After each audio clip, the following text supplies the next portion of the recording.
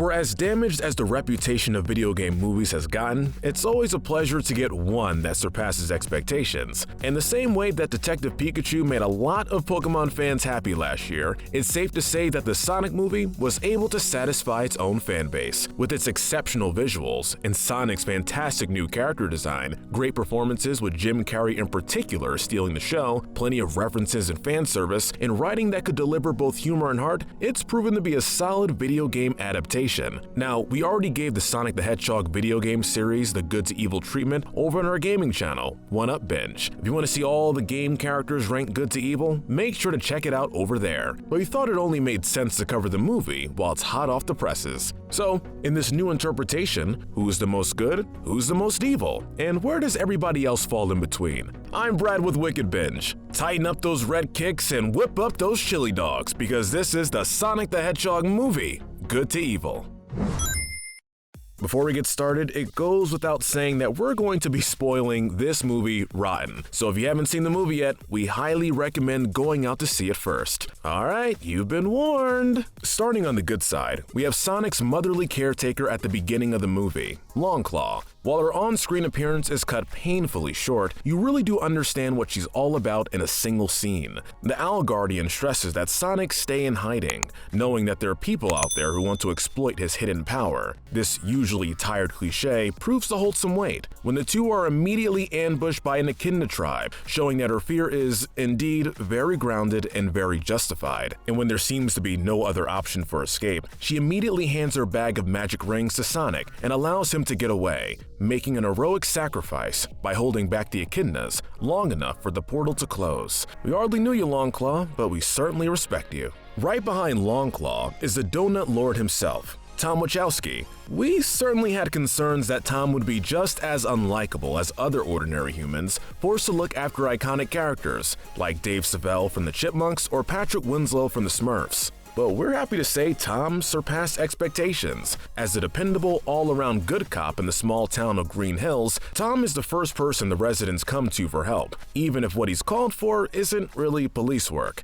This lack of action does leave him wanting more by joining the San Francisco Police Department, but it's not a selfish goal. He does genuinely love his job and wants nothing more than to save lives. He does accomplish that goal by the end of the movie, where he goes fist to fist with Robotnik to get him off Sonic for a moment. Even barring his position as a respectable authority figure, he's shown to be a loving husband to Mattie, going so far as to work himself to the bone just so she can go to vet school. He has an affinity for animals like ducks, and especially his golden retriever, Ozzy.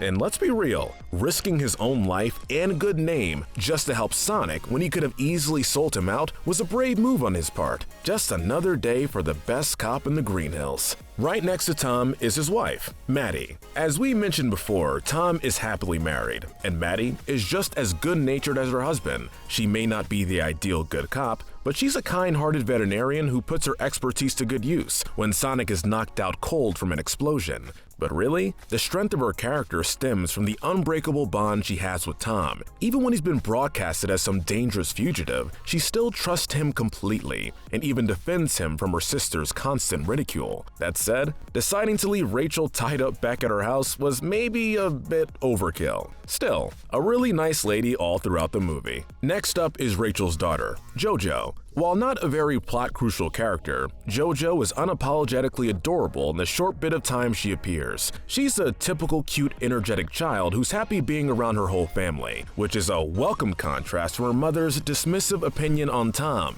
And the moment where she provides Sonic his trademark red sneakers to replace his old junky ones is probably the sweetest moment in the whole film, something that Sonic himself is immensely grateful for. In a lot of ways, she represents the positive, innocent outlook that a lot of kids have when they were first introduced to the Sonic franchise. Just wait until she discovers internet reviewers. Well, we really hope you listen to our spoiler warning, because up next is Tails. Seeing a slightly more unstable Robotnik plan to come back to Earth was already a promising enough sequel hook, but the icing on the cake that had fans hollering and cheering their hearts out was the sudden appearance of Sonic's iconic number 2.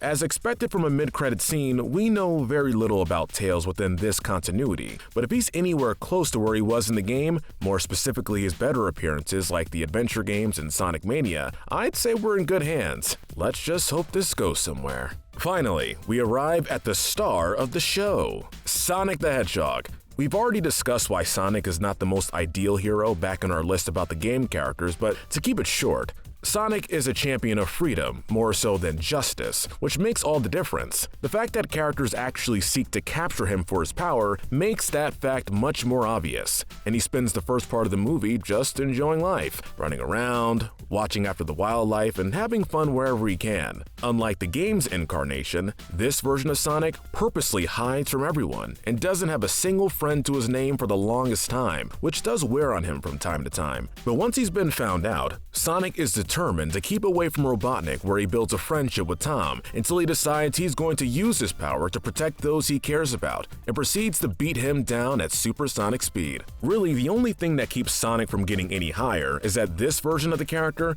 acts a lot more like a teenager, meaning he's arguably even more rash and impulsive than his gaming counterpart. He clearly enjoys antagonizing Crazy Carl at the start of the movie. It's his recklessness that spurs a massive bar fight, and while he did make it work, pushing Tom and Mattie off the Transamerica pyramid could have just as easily went wrong. Regardless of his flaws, this movie really set up Sonic's origin as a hero, and we're eager to see where he goes from here. Next up is Wade. It's hard not to sympathize with someone who gets easily overwhelmed with their work, but we think Wade needs to seriously consider a career change. Sure, he's a nice guy, even when on the clock, but that comes at the cost of not having the most basic understanding of how to do his job, which is a real issue when he sits in his seat watching the town panic from an inexplicable power outage and always goes to Tom for instructions. We'll give him some credit for rallying the townspeople to aid Tom and stand against Robotnik, to the point where Wade even shoots at him to get his attention. But quite frankly, we're just glad for Green Hills' sake that Tom decided to stay, because I wouldn't trust Wade with my restaurant order, let alone keeping the peace. For as annoying as she was, we're gonna be nice and not put Rachel any lower.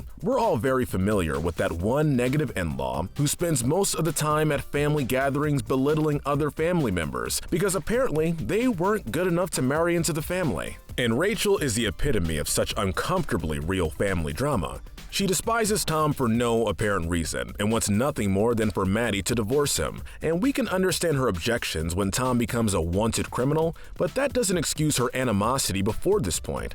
Still, she doesn't really cause any harm, and you can't help but feel a little bad when she's left tied up in her own house, with the main characters using her car to get to the pyramid, wrecking it in the process. What's there to say about someone exclusively known as Crazy Carl? From the start, Carl is the only one who believes in a supposed blue devil, and his theory's not wrong, obviously, but the whole town constantly laughs him off, either because the idea itself is so outlandish, or because Carl himself has a few screws loose. And while he takes some time to boast about the blue devil being real, he takes up arms just like everybody else against Robotnik, with a chainsaw, something that unnerves the other locals and especially Wade. The only thing we can judge him for is his use of bear traps to catch his prize, which just comes off as cruel. But based on what Sonic says, he's been messing with Carl for a long time, so the traps may not have been his first choice for a peaceful capture. The general is hard to rank. As an upstanding leader of national security, he's obviously a good man who takes the safety of his country very seriously. At the same time, he basically shrugs it off when his team can't decipher the origin of Sonic's power blast and gives Robotnik the reins over the operation, despite knowing that Robotnik himself is a bit of a nutcase. With that in mind,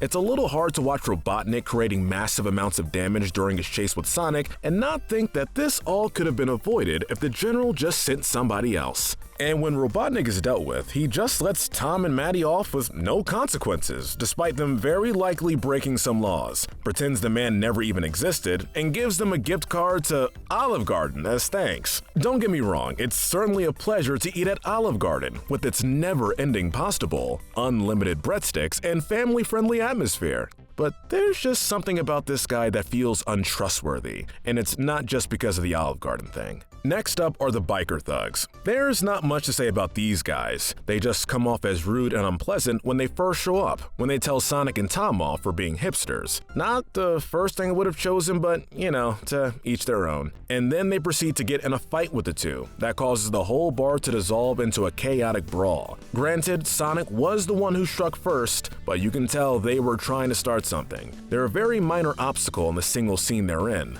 and are quickly incapacitated when Sonic utilizes his crazy, overpowered bullet time. But seriously, what did hipsters ever do to you? For the Bronze Medal of Evil, we decided to give it to Agent Stone. You could make a very valid argument that Stone should be the runner-up for Most Evil, as he is the right-hand man of Robotnik, a man he knows is 100% evil and still follows and flatters him in every scene they share. The big issue is that Stone himself doesn't do much evil. He's basically just a lackey, a man who just seems to bolster and solidify Robotnik's own authority and ego in the presence of others, but nothing more. Also, by the time we get to San Francisco, Stone is nowhere to be seen for the rest of the movie, unless you count the literal stone Robotnik carved his likeness into. It's almost a shame, because his back and forth with Robotnik make for some of the funniest scenes in the movie, but at least he was one less villain for the heroes to worry about. Despite being a one-scene wonder, we're throwing the Echidna tribe this low on the morality spectrum.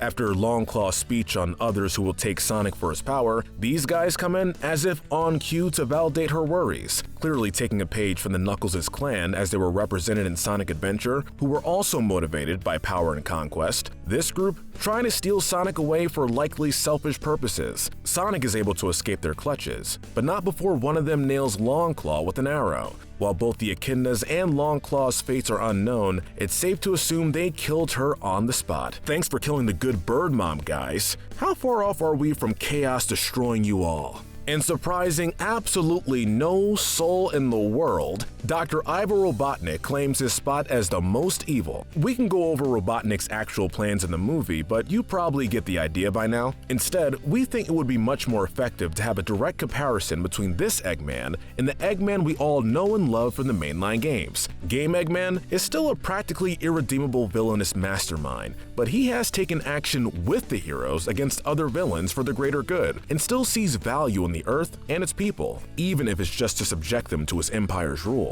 This Eggman is universally hated and takes pride in the fact he has no friends. He loathes humanity for their personal faults and ineffectiveness, which is why he's so obsessed with building machines and robots, and his ego is so ridiculously bloated that he's quick to act like a condescending prick to everyone and anyone he talks with, including Stone. However, what really sets Jim Carrey apart as one of the most vile incarnations of Eggman is his relationship with Sonic. In the game, you can feel some mutual respect between these two. They see each other as their greatest threat, and both take great pride when one seems to win over the other. In the movie, Robotnik basically treats Sonic like a guinea pig ripe for testing. He doesn't want to beat Sonic because he sees him as a lifelong adversary, but because he wants to harness Sonic's power to further his own ability, and that just happens to involve chasing him, shooting him, and threatening to dissect him. It takes a massive combined effort to banish him to a desolate mushroom planet, and unfortunately for our heroes, it seems like this is just the beginning. And that's our ranking, folks. Disagree with us? Let us know in the comments. Remember to hit that notification bell and binge our Good to Evil playlist, where we break down the morality spectrum of your favorite shows and movies. But most importantly, stay wicked.